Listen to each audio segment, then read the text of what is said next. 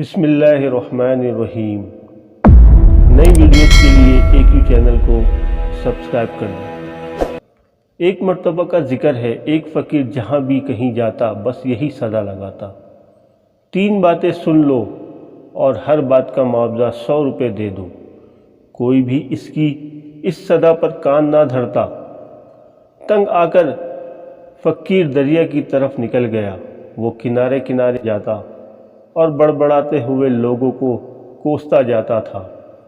اتفاق کی بات ہے کہ وقت کا بادشاہ بھی سیر کے لیے وہاں آیا۔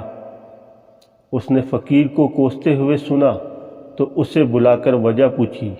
فقیر نے اپنا تعارف کراتے ہوئے کہا، میں تھکا ہارا چندرا بد نصیب ہوں، جس نے قیمتی سودے سستے داموں میں فروخت کرنے کی کوشش کی مگر کسی نے بھی میری نہ سنی۔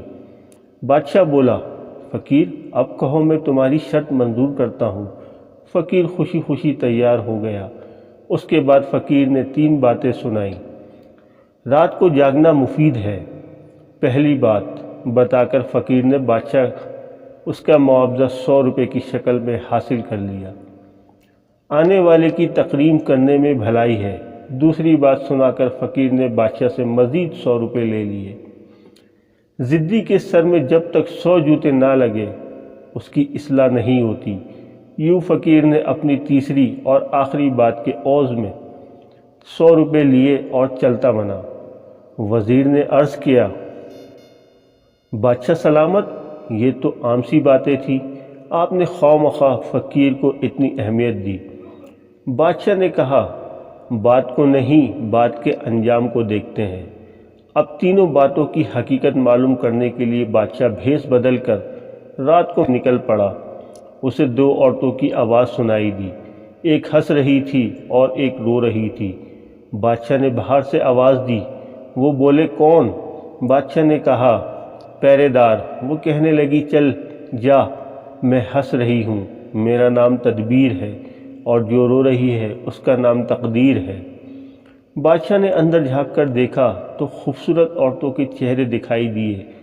دونوں نے کہا، اس ملک کا بادشاہ کو شاہی باغ کے پیپل کا سانپ ڈس لے گا، جس کے بعد بادشاہ کی موت واقع ہوگی۔ بادشاہ وہاں سے رخصت ہو کر سیدھا اپنے محل پہنچا۔ اب وہ اس بات کی صداقت کو پرکھنا چاہتا تھا۔ اس نے شاہی خزانے سے صدقہ و خیرات کی تقسیم شروع کر دی۔ وہ سانپ کے متعلق سوچ رہا تھا۔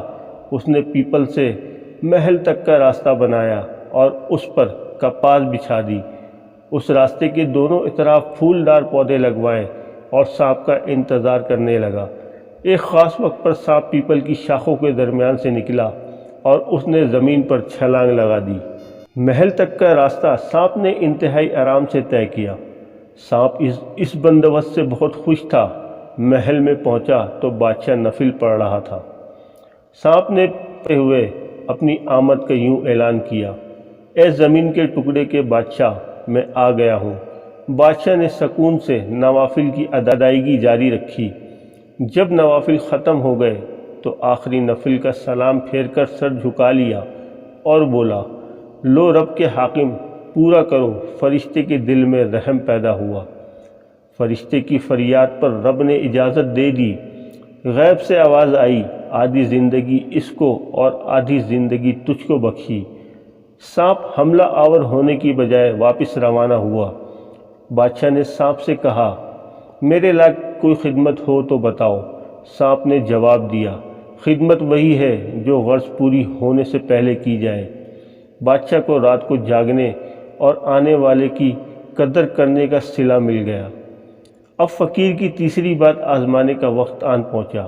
دوپہر کا وقت تھا۔ بادشاہ اپنی ملکہ کے ساتھ 7ویں منزل پر بیٹھا تھا۔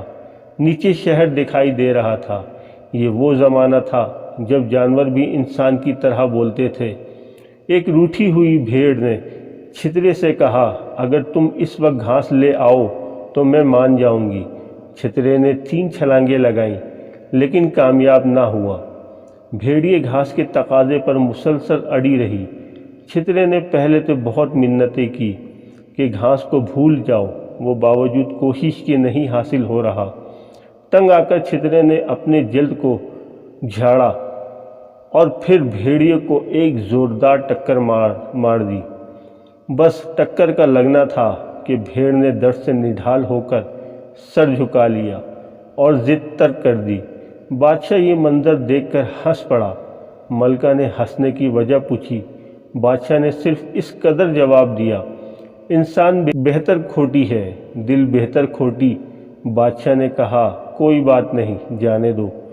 ملکہ نے جھنجھلا کر تاش کے پتے پھینک دیے اور کہا، اگر کوئی بات نہیں تو جاؤ، پھر میں نہیں کھیلتی تاش۔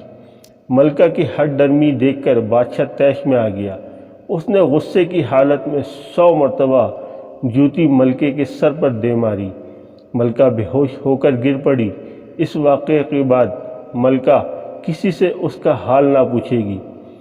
مراد یہ ہے کہ کبھی ادھوری باتوں کا مطلب نہ پوچھے گی۔ اس طرح فقیر کی تیسری بات بھی سچ ہو گئی، بادشاہ پر آشکار ہو گئی۔ شکریہ۔